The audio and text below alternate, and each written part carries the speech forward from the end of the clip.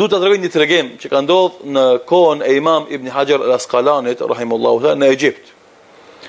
Imam Ibn Hajar al-Asqalani, një dietar i madh, komentatori më i dalluar i Sahihut të Imam Buhariut rahimahullahu ta'ala, ka qenë në kohën e tij dhe kadi. Dhe ka qenë hipur në atë, në kali, i stolisur, me rroba të mira.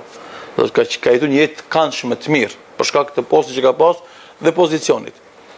Dhe ka lënë pranë tij një prift i veshur në rroba të këqija, domethënë shihet në jetën e tij se do të i mungon luksuzi, i mungon hareja, lumturia, mirëqenia ekonomike, jeton një jetë të vështirë dhe vuajtje. Dhe i thot: "O hoç, o imam, o dietar musliman, po du me të parashun një pyetje.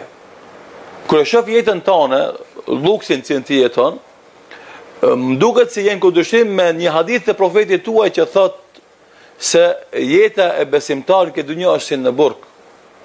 E dunja gjennetul kafir wa sijnul mu'min. Dunjaja është gjennet i jo besimtarit dhe burg i besimtarit." E thot kjo nuk mundet, nuk përputhet.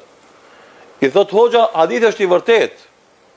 Edhe ky raport i imi me të anin për momentin e vërteton këtë hadith.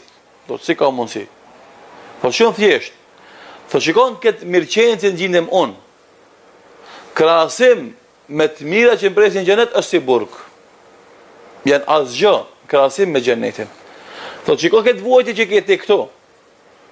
Thot krahasim me atë që të pren xhenem, është xhenet për ti, është kafshë. Edhe kështu e kupton besimtari këtë situatë, domethënë se Islami me të vërtet i ofron lumturi të vërtet, shpirtërore fillimisht, pastaj edhe fizike. Andaj për shembull muslimani, hallat i ka shumë, haramet janë pak. Do gjërat e lejuara janë shumë, haramet janë pak.